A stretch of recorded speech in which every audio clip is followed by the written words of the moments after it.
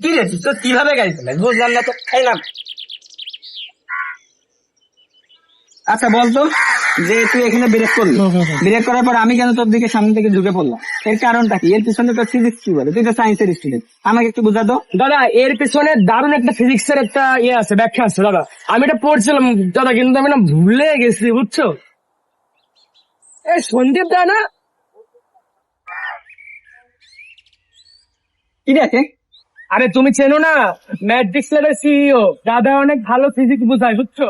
দাদা তোমার মানে কনফিউশনটা ক্লিয়ার করতে পারবে, তোমার ভালো করে বুঝা দিতে পারবে। আমি ভাই দার্শনিক মানুষ, আমি অত ভাই ফিজিক্স ফিজিক্স মানি।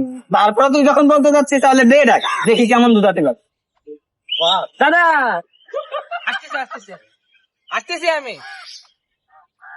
হ্যাঁ ভাই, আপনাদের তো আমি চিনলাম না। আপনি কিভাবে চিনলেন? দাদা আপনি ম্যাট্রিক্স ল্যাবের সিইও না? হ্যাঁ হ্যাঁ হ্যাঁ হ্যাঁ। আপনার ফিজিক্স বোঝানোর স্টাইলটা অনেক সুন্দর। আপনি যে গোটের একটা অঙ্ক বুঝাইছিলেন না, আপনার পেজ দিয়ে আপলোড করেছিলেন হ্যাঁ, ভিডিও। ওই যে বাইপাসের। হ্যাঁ হ্যাঁ, ওইটা অনেক ভালো বুঝছি আমি, বুঝছি অনেক ভালো বুঝে না। এই চিনি চিনি বাদ দাও তো। আচ্ছা তোমার কাছে আমার একটা প্রশ্ন, ওটা তো আমি জিজ্ঞাসা করলাম, ও সায়েন্সের স্টুডেন্ট হয়ে পারলো না, তুমি তো সায়েন্সের স্টুডেন্ট, তুমি আমাকে বলো তো, যে ও যখন গাড়িটা ব্রেক করলো তখন আমি কেন ওর দিকে সামনের দিকে হেলে পড়লাম? তোমার এখানে ফিজিক্স কি বলো? আমি ভাই দার্শনিক মানুষ, আমি অত ফিজিক্স ফিজিক্স মানি না। দেখি তুমি আমাকে ফিজিক্সের ভাষায় একটু বুঝাই বলো। আচ্ছা দাদা, আপনি কি আসলে কখনো বিজ্ঞান নিয়ে বা হচ্ছে গিয়ে ফিজিক্স নিয়ে পড়াশোনা করছেন বা না। করেন না? তাহলে তো দাদা আসলে আপনার পক্ষে মানে তো মানে বলতে হয় কি যে আপনার পক্ষে জিনিসটা বোঝা আসলে তো মুশকিল, যে এর পিছনে আসলেও সায়েন্স আছে কিনা, ফিজিক্স আছে কিনা। দাদা কি রাগ করলেন নাকি? আর একটু রাখলে বাদ দাও তো। হ্যাঁ দাদা, আপনি ভালো করে বুঝাই দেন তো বিষয়টা কি, দেখে একটু এক্সপ্লেইন করে ভালো করে বুঝাই দেন দাদা। তাহলে এর পিছনের যে মেইন কারণটা হচ্ছে গিয়ে জড়তা। এখন আসলে জড়তা কাকে বলে বা জড়তা কয় প্রকার? জড়তা হচ্ছে গিয়ে আসলে দুই প্রকারের হয়ে থাকে। জড়তা কাকে বলে? জড়তা হচ্ছে গিয়ে যখন কোন একটা বস্তু বাহ্যিক বল প্রয়োগ না করা অবধি নিজের অবস্থানে থাকতে চায়, অর্থাৎ নিজের মতো নিজে চলতে থাকতে চায় বা নিজে স্থির থাকতে চায়, যদি এরকম একটা সিচুয়েশন আসে তাহলে সেই অবস্থাটাকে আমরা বলে থাকবো আসলে জড়তা। এখন জড়তা আসলে দুই প্রকারের হয়ে থাকে, আমরা আগেও বল, গতি জড়তা এবং হচ্ছে গিয়ে স্থিতি জড়তা। তো চলা যাক, আমরা স্থিতি জড়তা বুঝার চেষ্টা করি। আরে চাবিটা একটু দিলে অনেক সুবিধা হয়। জি ভাই।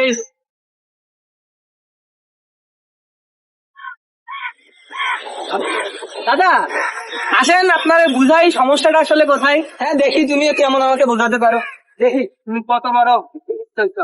হ্যাঁ দেখি আপনারা বুঝাতে পারি না, দেখি। দেখেন দাদা, তা আসলে দাদা জিনিসটা আসলে খুব খারাপ হলো, কিন্তু জিনিসটা বোঝার জন্য খুবই উপযুক্ত।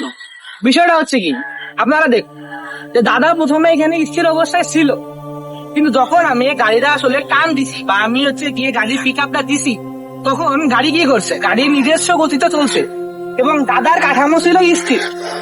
তা দাদা চিরকাল চাচ্ছিল জড়তার মানে নিউটনের প্রথম সূত্র অনুসারে দাদা চাচ্ছিল কি যে এরকম দাদা একদম স্থির অবস্থায় থাকবে।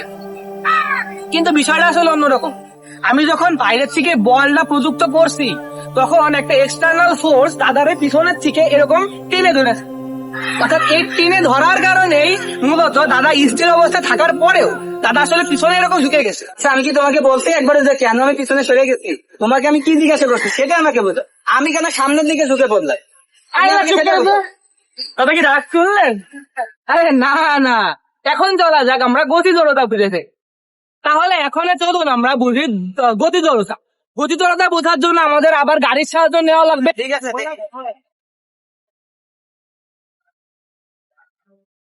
তাহলে এখন যদি গাড়িটা চালাই, তো এখন দেখি যে বিষয়টা এরকম জানে, আমরা কিছুক্ষণ যাব এবং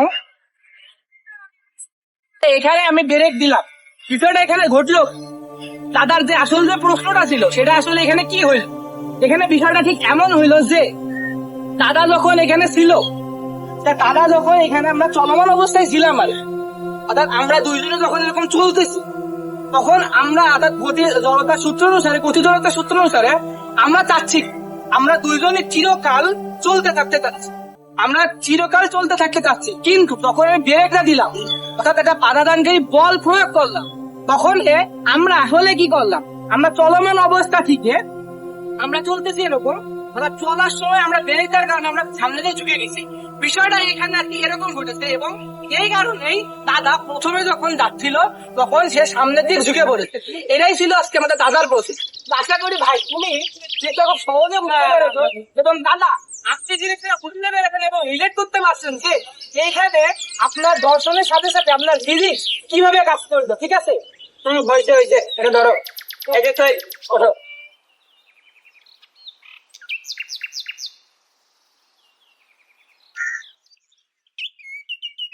হইছে হইছে, তোমার কথা সাথে আমার যুক্তি মিললো না। ঠিক আছে, যে তুমি বলছো ঠিক আছে যে ফিজিক্সের সূত্র এখানে আছে, কিন্তু আমার দর্শনে এর থেকে ভালো ব্যাখ্যা দেওয়া আছে।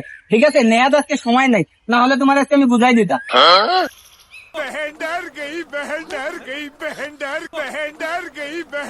তো আশা করি আপনারা সবাই বুঝতে পারছেন যে এখানে জড়তা আসলে কিভাবে কাজ করছে। তো আমরা মূলত এখানে ওই লোকটার সাপেক্ষে আমরা অনেক ভাবে বোঝানোর চেষ্টা করছি, এবং 2-3 উপায়ে আমরা বোঝানোর চেষ্টা করছি যে জড়তা এবং মানে স্থির জড়তা এবং গতি জড়তা কিভাবে এখানে কাজ করছে। তো আপনাদের আশা মনে করি যে বুঝতে কোনো অসুবিধা হয় নাই স্থির জড়তা এবং গতি জড়তা বুঝতে। তো এইভাবে আমাদের চ্যানেলের পাশে থাকবেন, আমাদের চ্যানেলটাকে সবাই সাপোর্ট করবেন। সকলকে অনেক অনেক অনেক শুভেচ্ছা এবং ধন্যবাদ জানাই আমাদের ম্যাজিক ল্যাবের তরফ থেকে। আশা করি সবাই পাশে থাকবেন, খুব খুব শেয়ার করবেন। সকলকে অনেক ধন্যবাদ।